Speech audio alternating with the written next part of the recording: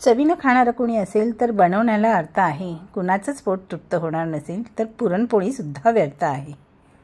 चमचमीत खाणं वजा केल्यावर बाकी काही उरत नाही. चटपटीत खाण्याशिवाय मी किचनच धरत नाही.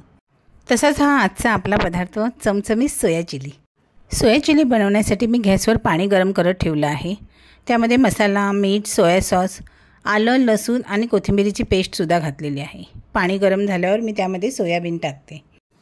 5 मिनिटांनी मी सोयाबीन पाण्यातून काढून गाळून घेतलेले आहेत. आता त्यामध्ये चवीनुसार मीठ, लाल तिखट, काळी मिरीची पावडर, आलं, लसूण, कोथिंबिरीची पेस्ट आणि त्याचबरोबर कॉर्नफ्लॉवरही घातलेलं आहे.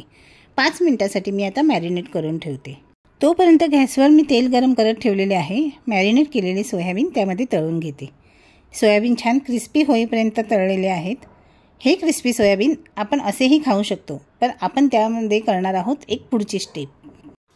फोडणीसाठी मी तेलामध्ये आलं, लसूण, हिरवी मिरची घातलेली आहे. नंतर त्यामध्ये कांदा, सिमला मिरची, soya sauce, red chilli sauce, tomato sauce घालून परतून घेतलेले आहे. गरजेनुसार पाणीही घातलेले आहे. नंतर पाण्यामध्ये 1 चमचा कॉर्नफ्लॉवर घालून हे मिश्रण ग्रेव्हीमध्ये मिक्स करू. त्यामध्ये ग्रेव्हीला चांगला दाटसरपणा येईल.